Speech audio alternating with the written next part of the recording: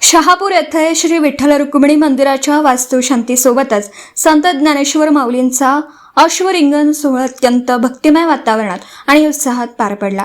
विठ्ठल रुक्मिणी तसेच संत ज्ञानेश्वर माऊली यांच्या नव्याने स्थापित करण्यात आलेल्या मूर्तींचे प्राणप्रतिष्ठापना सोहळा आमदार डॉक्टर राहुल आवाडे आणि नितीन कोकणे यांच्या हस्ते संपन्न झाला। यावेळी बोलताना आमदार राहुल आवाडे यांनी मंदिरासाठी आवश्यक असणाऱ्या सभा मंडपासाठी शासकीय निधी उपलब्ध करून देण्याचं आश्वासन दिलं। या धार्मिक सोहळ्यानिमित्त मंदिरात स्थापित करण्यात आलेल्या विठ्ठल रुक्मिणी मूर्तीसोबत भव्य दिंडी काढण्यात आली। तसेच माऊली पालखी सोहळ्यात तब्बल 194 वर्षांची समृद्ध आणि अखंड परंपरा लाभलेल्या उर्जित सिंगराजे शितोळे अंकलीकर यांच्या अश्वाचा भव्य रिंगण सोहळा श्री छत्रपती शिवाजी महाराज चौक शहापूर येथे मोठ्या उत्साहात पार पडला। या दिंडीत इचलकरंजी महानगरपालिकेचे विरोधी पक्षनेते तथा गटनेते उदयसिंग पाटील, नगरसेवक सचिन राणे, भाऊसाव आवळे, राजेंद्र लोखंडे, रणजित आणोसे यांच्यासह मोठ्या संख्येने विठ्ठल भक्त सहभागी झाले होते।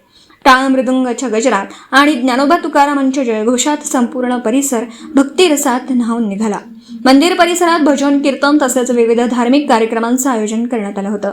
या सोहळ्यात संजय कब्बुरे, सुनील मस्के, आनंदा देशिंगे, राजू काबाडे, दिलीप पाटील, मधुकर देशिंगे, पांडुरंग सोळगे, मुकुंद पालकर, बंडा उगळे, रमेश पाटील, रमेश मस्के यांच्यासह शहापूर परिसरातील नागरिक व भाविकांनी उत्स्फूर्त प्रतिसाद दिला। या ठिकाणी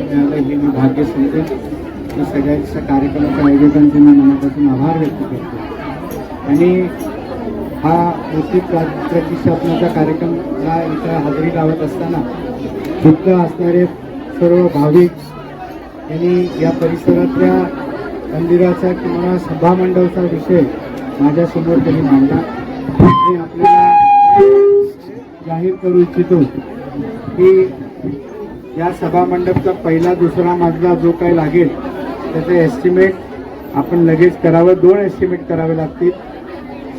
जागा ही मला सांगण्यात आलं की महाराष्ट्र शासनाची आहे, म्हणजे शासनाची आहे, शासकीय निधी आपल्याला खर्च करता येईल आणि म्हणून माझ्या स्थानिक विकास निधीमधनं जो काय निधी आपल्याला इथे लागेल तो ह्या वर्षाच्या निधीमध्ये मी त्या ठिकाणी पकडून सभामंडपच्या कार्यक्रमाला सुरुवात करू एवढंच या कार्यक्रमाच्या निमित्ताने सांगतो। परत एकदा सगळ्यांचं मनापासून आणि थांबतो।